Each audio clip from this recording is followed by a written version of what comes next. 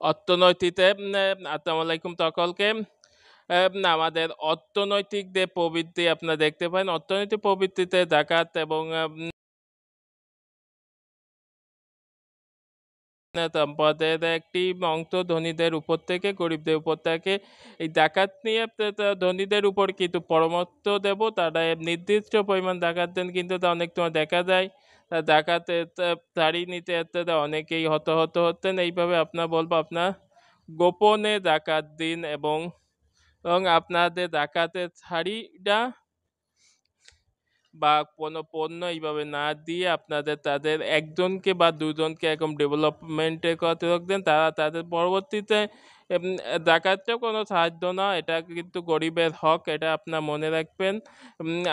আপনি একজন বা দুজনকে যদি এরকম ডেভেলপমেন্টের জন্য সাহায্য করেন, দেখা পবিত্র তারাইও ডেভেলপড হয়ে তারাই আবার অন্যদের ডেভেলপমেন্টে সাহায্য করতে, এইভাবে অর্থনীতির ধারা তর্ক কিন্তু সার্কেল আকারে ঘুরতে থাকে। সবাইকে এই পর্যন্ত যাতায়াত বিষয়ে সবাইকে হবে কি আপনার গোপনে দিন এবং হুড়াহুড়া বাজাবেন না যে একটা শাড়ি দিয়ে আপনি ১,০০০ লোককে দেওয়ার থেকে আপনি দুইজন বা তিনজনকে ডেভেলপ করতে সহায়তা করুন, তাই দেখবেন আস্তে আস্তে দেশের সার্বিক অর্থনীতিতে জাকাতে একটি গুরুত্বপূর্ণ ভূমিকা আপনারা দেখতে পারবেন। সবাইকে এ পর্যন্ত ধন্যবাদ।